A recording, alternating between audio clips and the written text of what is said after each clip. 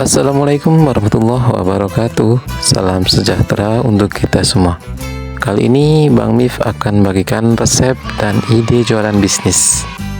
Ya, ini dia nasi bakar khas catering Arsadaku. Dengan porsinya sedikit tapi rasa yang ciami, pasti bakalan laris manis. Mau tahu cara pembuatannya? Yuk simak video ini sampai selesai. Oh ya, buat teman-teman jangan lupa untuk subscribe dan bunyikan lonceng agar tidak ketinggalan video-video terbaru dari aku.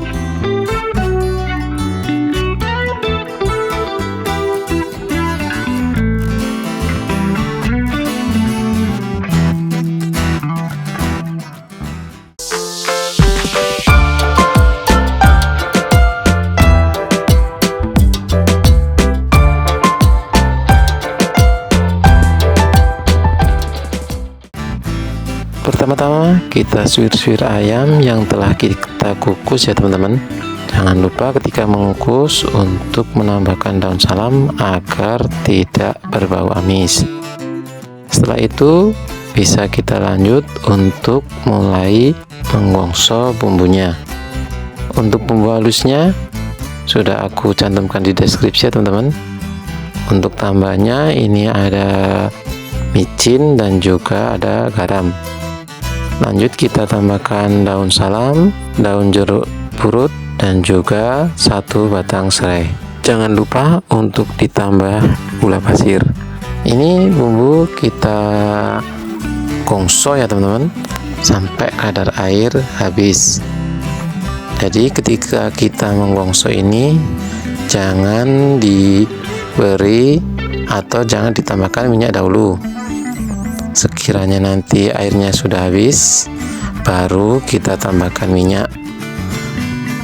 Lanjut kita gongso sampai tanak. Jika dirasa sudah tanak, baru kita masukkan ayam yang telah kita suwir. Setelah itu bisa kita aduk-aduk, kita gongso terus sampai bumbunya tercampur rata. Ini kita gongso terus sampai kira-kira sekitar 15 sampai 20 menit ya teman-teman, agar nanti tanak gitu ya teman-teman, jadi tidak mudah basi. Setelah itu bisa kita matikan kompornya dan kita lanjut untuk pembuatan nasi gurihnya atau nasi uduk.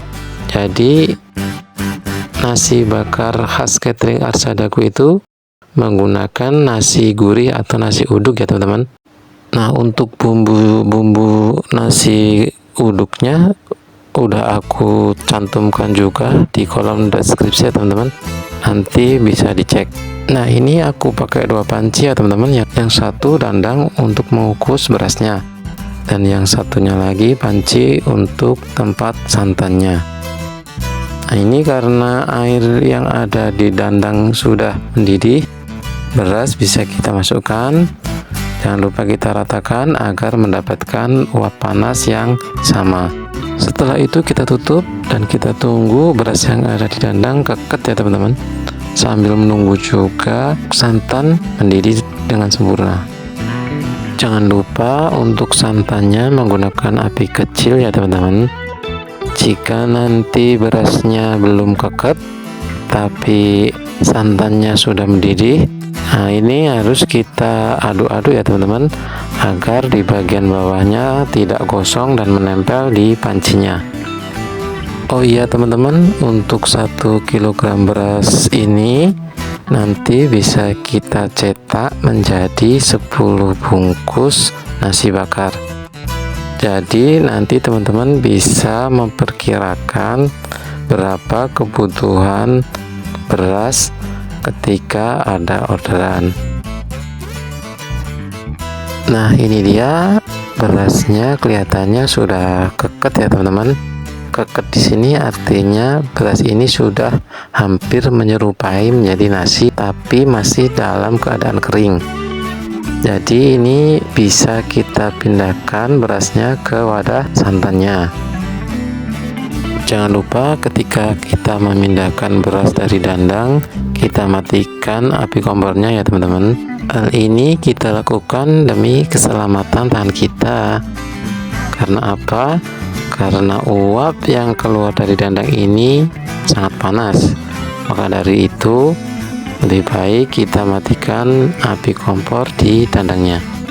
Untuk api di santannya masih tetap nyala dalam keadaan kecil. Setelah beras selesai, kita pindahkan ke panci santannya. Jangan lupa untuk kita aduk-aduk. Kita pastikan beras yang ada di panci tidak ada yang menggumpal, karena kalau ada yang menggumpal berarti santannya tidak merasuk ke berasnya. Jadi seperti ini ya kita teman-teman, kita aduk, kita cari, kalau ada yang menggumpal bisa kita hancurkan. Setelah itu kita matikan kompor dan jangan lupa untuk cek air yang ada di dandang. Jika dirasa berkurang banyak, bisa kita tambahin airnya. Sambil menunggu santan meresap sempurna, kita bisa panaskan lagi ayam suwirnya agar lebih tanak, jadi tidak mudah basi. Jangan lupa ketika kita memanaskan ini bisa kita tambahkan daun kemangi agar mempunyai aroma yang khas. Ini kita gongso lagi sekitar 10 menit ya teman-teman.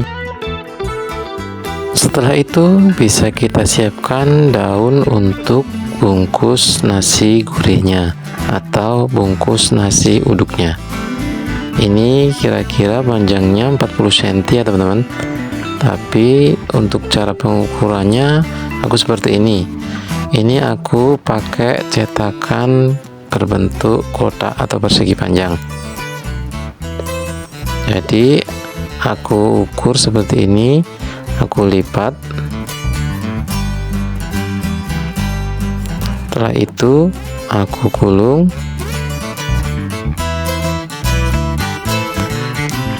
Nah, ini bagian atas atau bagian bawahnya juga double ya teman-teman. Ini untuk antisipasi ketika kita membungkus nanti, jika ada pecahnya daun ini masih aman, jadi nasinya tidak keluar. Ini kita potong, kita siapkan sesuai kebutuhan orderan. Lanjut kita nyalakan api di dandangnya. Ketika air yang ada di dandang sudah mendidih, berasnya bisa kita pindahkan ke dandangnya. Nah seperti ini ya teman-teman, ini berasnya bisa kita pindahkan ke dandang. Jangan lupa untuk diratakan agar mendapatkan uap panas yang merata. Setelah 15 menit nanti kita bisa ungrah atau kita balik berasnya. Kita cek juga apakah sudah matang. Jika memang belum matang, bisa kita tutup lagi dan kita panaskan sekitar 15 menit lagi. Setelah nasi uduknya matang, kita bisa lanjutkan untuk proses pencetakan dan juga proses pembungkusan nasi uduknya. Ini seperti ini ya teman-teman, nanti bisa teman-teman lihat di video. Dan ini caranya membungkus. Ini teman-teman bisa perhatikan dengan seksama bagaimana cara aku membungkus agar bentuknya rapi, rajin, dan kuat.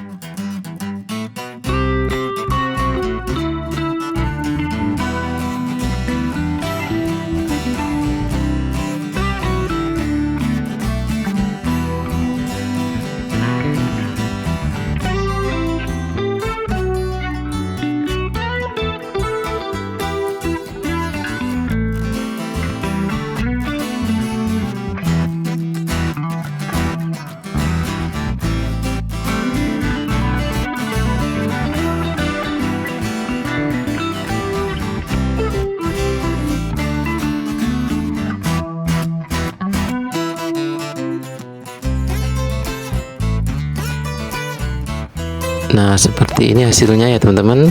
Bagaimana? rajin, rapi, dan kuat. Jadi nanti ketika bagian ini kita potong, tekukan ini tidak rusak. Setelah selesai pembungkusan, selanjutnya kita tinggal rapikan dengan memotong ujung-ujung dari daun ini. Dan ini dia teman-teman hasilnya setelah kita potong, jadi terlihat lebih rapi. Setelah itu bisa kita panggang di teflon ya teman-teman. Usahakan hanya sekali pembalikan saja, jadi jangan dibolak-balik. Sekiranya sudah gosong baru kita balik. Setelah gosong lagi di bagian bawahnya, bisa kita angkat dan kita dinginkan. Setelah dingin, lanjut kita plating.